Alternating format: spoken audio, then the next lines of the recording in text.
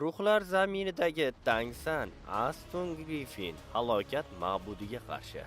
Aston Griffin, Haoyue, samoviy g'azab va halokat ma'budi. Eng yuqori kuch darajasi kosmik 9-daraja.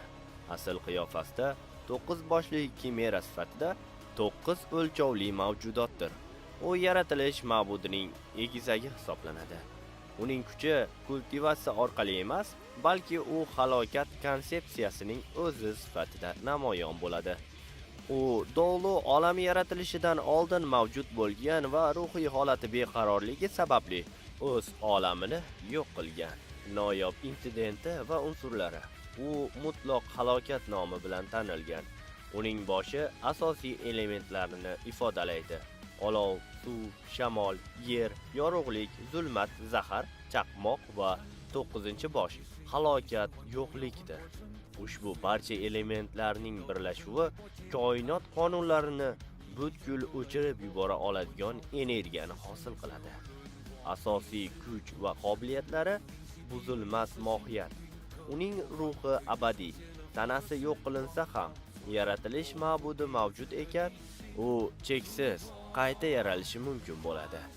Umuman yo'q qilinishi 9 boshlining to'liq yo'q qilinishi bir o'lchovli fazo vaqt tuzilishini qulatib yuborishi mumkin. Qonunlarga qarshi kuch. Uning kuchi barcha qonunlarni inkor etadi. Oddiy elementlar yoki sehrli hujumlar unga yetib bormasdan oldin yutiladi yoki yo'q qilib yuboriladi. Kuch miqyosi ko'p olamli universal daraja. U butun galaktikalar va o'lchovlar uchun yo'q bo'lib ketish darajasidagi tahdiddir. Ma'budlar uning ko'zida shunchaki ozuqa yoki mayda bezorilar xos. Tangsan, oliy ma'bud shohi, Haos hukmdori. Eng kuchli o'lchov darajasi 5-6 D cho'qqisi. Soulland 5-fasl oxirida Tangsan bir oliy ma'bud shohi darajasiga yetadi. U endi oddiy dengiz ma'budi yoki asura ma'budi emas, balki Haos G mohiyatini singdirgan va 3 ta super qon nasliga ega. U ma'bud olamining tartibini qo'riqlovchi mavjudotdir.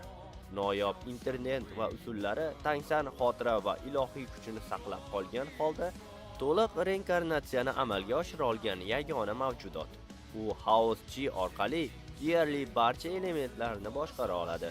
Chunki bu energiya istalgan shaklga kira oladi. Asosiy kuch va qobiliyatlari dengiz ma'budi 3 tishli naysasi, asura qilichi. Uning ma'budiy qurollari oddiy ma'budiy qurol darajasidan ham oshib ketgan. Strategiya va nazorat ustasi Tangsanning eng katta ustunligi jangovar aql. U o'zidan ancha kuchli raqibning ham zaif tomonini topa oladi. Jinsha super qon nasli uning turli xil energiyalarga nisbatan immunitet bilan ta'minlaydi va ilohiy darajadagi reinkarnatsiya beradi. Kuch miqyosi yulduzlar aro ma'budiy olam darajasi. Minglab yulduzlarni boshqara oladi va sayyoralarni bemalol manipulyatsiya qiladi.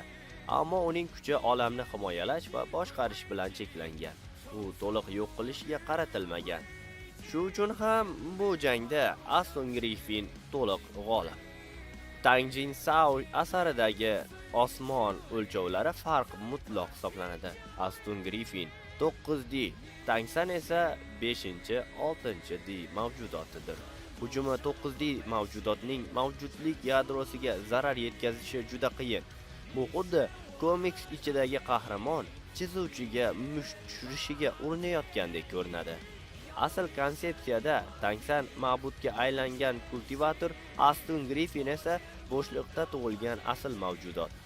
Dolu olamida qo'riqchi hisoblangan ajdarho qoni ham Aston Griffin iyerarxiyasidan past turadi. Hatto asl ajdarho ma'budi ham Aston Griffin to'liq shakli bilan solishtirganda yoshroq yoki kuchsizroq sanaladi. Tangsan uchun faqat bitta g'alaba yo'li mavjud. Tangsan to'g'ridan to'g'ri kuch bilan yuta olmaydi. Uning yagona imkoniyati Aston Griffin hissiyotlarini manipulyatsiya qilish yoki taktik hiyla bilan to'qnashuvdan qochish. Ammo birga bir hayot-mamot jangi bo'lsa, Aston Griffin Tangsanning mavjudligini bitta halokatli nafas bilan o'chirib tashlaydi.